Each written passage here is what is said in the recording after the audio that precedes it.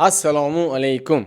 Mana kecha ko'z tegmasin Ispaniya Qirollik Kubogi finalida Barselona Realni ko'z tegmasin enasini ko'rsatib chiqarib olyapti. Albatta, shoshmasdan hammasini bittama-bitta addenni gaplashib olamiz. Qani, ketdik. Uchrashuvdan avval Real Madrid TV o'zining olmasiga an'anasiga sodiq qolib, Ispaniyadagi hakamlar va ayniqsa kerakli muhim uchrashuvlar avvalida hakamlarning tomorqalariga tosh, g'ish va shlakka bloklar otishyapti. Qiziqarlisi shuki, klub TVsi hakamlarning Realga qarshi yoki tortishuvlarga sabab bo'ladigan va ayniqsa tortishuvlarga sabab bo'lib Barselona hisobiga ijobiy qabul qilingan qarorlarga asosiy urg'uni berib kelyapti. Sezib ulgurganingizdek, finaldan avval esa xuddi o'sha Real Madrid TV uchrashuv bosh hakamini e'tiborsiz qo'ymadi.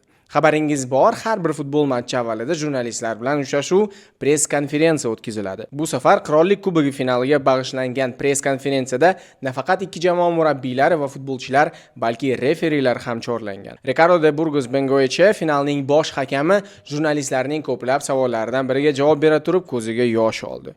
Ricardo akaning aytishicha, farzandining maktabdan ko'zlari yoshga jiqqa to'la kelsa, maktabda tengqurlari unga seni otang o'g'ri deyishsa oson emas ekan. Mening qo'limdan kelgani farzandimga tarbiya berayotib, uning otasi vijdonli insonligini va lekin har bir kishi va sportchidek xatolarga yo'l qo'yishi mumkinligini tushuntirishdir. Bu holat ushbu mavsumdagi birinchi martasi emas. Madrid derbisida Atletico va Real 1-1 hisobda 1 ochkoni o'rtada bo'lib olishganidan so'ng Carlo Bobo aytgan edi. To'g'risini aytsam, men VAR qarorlarini tushunmayapman. Klub TVsi esa juda ham qiziq gaplarni aytgan edi. Biz maydonda nafaqat raqibga qarshi, balki butun boshli hakamlar birlashmasiga qarshi to'p suryapmiz. Atleticoning goli uchrashuv bosh hakami Cesar Sotogrando goli, VAR bosh hakami Bengoechea assisti bilan. Tushunib turganingizdek, Carlos Sakiga bo'lgan hujumning bu birinchisi emas. Madrid TV surishtiruviga qaraganda hakamning ushbu va avvalgi mavsumdagi uchrashuvlarda ham katta xatolarga yo'l qo'ygan. Anglab turganingizdek, Real raqiblari foydasiga qilingan xatolar.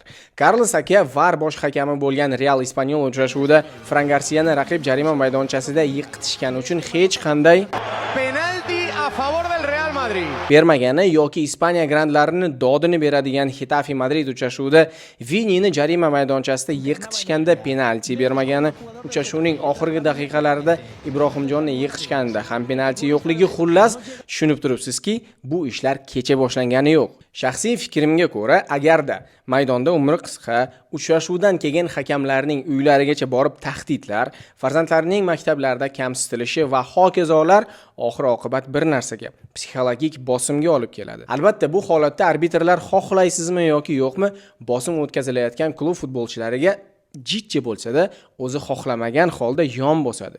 Kuni kecha ham aynan shunday bo'ldi. 2006-yildan jonajon klubimni aktiv tarzda kuzatib va qo'llab-quvvatlab kelsam, Mourinho paytidan beri bunday yuqori haroratlarda o'tiladigan klassiko ko'rmagan edim. Sababi, klassiko bu nafaqat futbol, balki siyosat, zabon va ozodlik uchun kurash.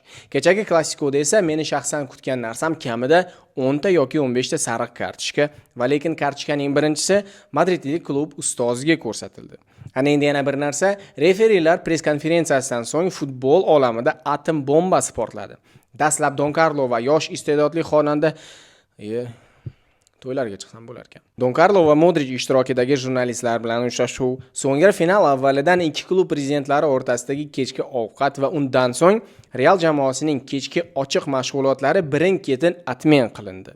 Final avvali oqshomining deserti mumkin Flotoga Peresga tegishli bo'lgan Madrid gazetalari birin-ketin Real finalda qatnashmaydi deb jar sola boshlashdi. Yumor hissiga ega va shustri bo'lgan Celta esa finalda Realni o'rnini egallashga tayyor ekanliklarini e'lon qilishdi. Madridlik klub esa o'z o'rnida hakamlarni alishtirish kerakligini va shundagina maydonga qadam qo'yishini aytgan. Tushunib turganingizdek, agarda Real uchrashuvda qatnashmasa, jamoaning keyingi yili kubokda qatnashishi aytgancha, bu birinchi holat emas. Ispaniyada klublar kelasi mavsum kubogidagi ishtiroki atmen qilingani Racing futbol klubi 2014-15 yilgi mavsumda va Barselonaga 2000-yili keyingi mavsumda kubokda ishtirok etish taqiqlangan. Albatta, keyinchalik bu taqiqlar olib tashlanib, kataloniyalik klub turnirda o'z faoliyatini davom ettirgan. Finalga qaytamiz. Ana endi final avvalida nimalar bo'lganidan xabaringiz bor. Bevosita maydonda jamoalardan biri qanday futbol ko'rsatgani-yu, ularga ko'rsatilish kerak bo'lgan, men shaxsan kutgan sariq kartochkalarni ko'pligini endi tushungan bo'lsangiz kerak. Flotoqa Peresni butun futbol olami va ayniqsa Ispaniyada juda ham yaxshi bilishadi. Argentinalik ukaxonim Alvaresning goli atmen qilingandan keyin videolarimdan tagiga bir shunday komment qoldirgandi. Florentino Perez o'zining uzoqni ko'rib ish qiluvchi, strategik reja qilishning ustasi va arqonni uzun emas 3-4 kilometr tashlab bu yog'idan tortib, u yog'ini qimirlatib ish tutadigan amaldor sifatida tanilgan. Ana endi sizga bir savolim bor. Real prezidenti qo'l ostidagi Madridda va muhim uchrashuvlar avvalida hakamlarga dosiye bilan chiqishi, bu bosim o'tkazishmi yoki Ispaniyada hakamlar tizimi haqiqatan ham reformaga muhtojmi? Kaminaning shaxsan o'zi Flotoqa bir ishni bilmasa boshlamaydi. Esingizdan chiqmasin, aynan shu kishi tufayli bu mavsumda biz Chempionlar Ligasida yangilik va klublar xaznasiga qurug'idan ko'proq kelishini ko'rdik. Sabab Flotoqa tashkil qilgan yoki qilmoqchi bo'lgan Superliga albatta. Kim biladi deysiz bu harakatlarning botinida nima yotganini? Buni albatta vaqt ko'rsatadi. O'zingiz guvohi bo'lganingizdek, Real maydonda juda ham qo'pol o'ynadi. Olmoni sindirmoqchi bo'lishdimi? Hammamiz bilamiz Daniyani xrustal vaza ekanligini. Lekin futbolchi o'zining zaminasiga qadar qoyilmaqom futbol ko'rsatdi. Rafinyaning qilishida endi ozgina brazilcha aktyorlik va diving bor edi.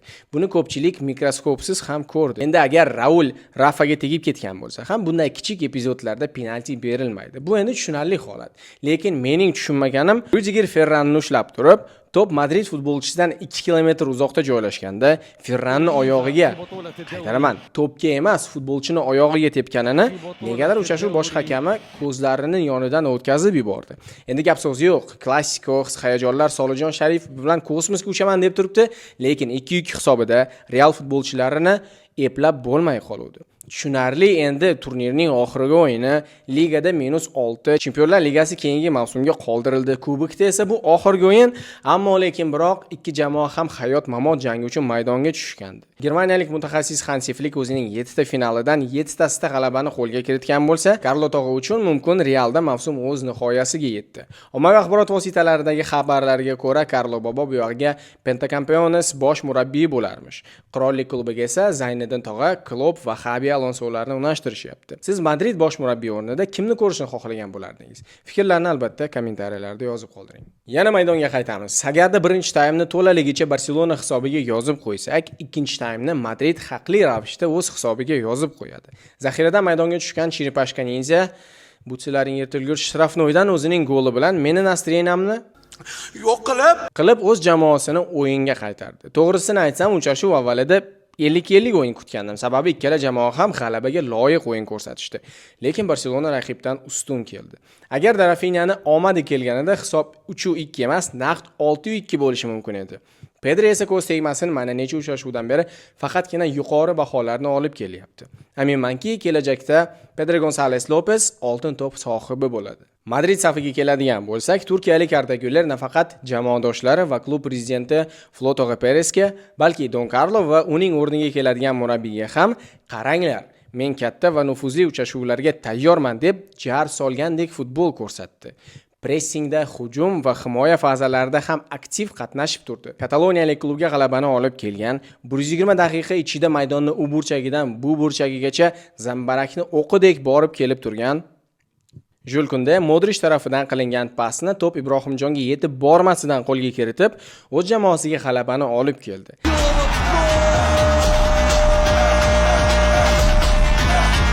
Agarda ushbu vaziyatda gol bo'lmaganida, xorvatiyalik pas ustasining bu xatosi faqatgina statistikada omadsiz paslar takchasida qolib ketib, uchrashuvdan keyin hammani esdan chiqib ketardi mumkin, lekin hayotda bo'lgani kabi futbolda ham ba'zida kichik va ko'zga ko'rinmagan narsalar ko'p narsalarni hal qilib yuboradi. Uni buni qo'ying, hakamlar bilan mashmashalar, ommaviy axborot vositalaridagi g'avg'olar, maydondagi uchrashuv davomida 3 ta qizil kartochka, Ryudiger hakamga qarata uloqtirmoqchi bo'lgan qor, muz va qo'l ostidagi boshqa narsalarga qaramasdan, uchrashuv yakuni juda ham chiroyli, odob va jentelmenlarcha yakunlandi. Bengoechea o'z xushtagini chalishi bilan Barselona va klubning butun dunyo bo'ylab muxlislari g'alabani nishonlay boshlagan bo'lishsa-da, Hans-Dieter Flickning birinchi qilgan ishi Don Carloga futbol uchun minnatdorchilik bildirgani bo'ldi. Undan tashqari, uchrashuv yakunida kataloniyalik jamoa o'z raqibiga hurmat yo'lakchasi orqali o'z raqibiga, dushmaniga emas, raqibiga hurmat bildirdi. Rafinha esa klubdoshlari g'alabani nishonlayotgan payt Madrid futbolchilarini birma-bir qo'llab-quvvatlab chiqdi. Aytib o'tish joizki, uchrashuv paytida his-hayajon stratosferada bo'lsa ham, o'yindan keyin bularning hammasi unutiladi. Toni Ryudiger ham o'zini vaqtincha yo'qotib qo'yganligi uchun hakamlar va muxlislardan uzr so'radi. Shunday qilib, Madrid ligada o'z chiqishlarini davom etadi. Biz esa Interga qarshi yarim finalda keyingi uchrashuvlarga tayyorlanamiz. Biz marali bor bo'lingizlar.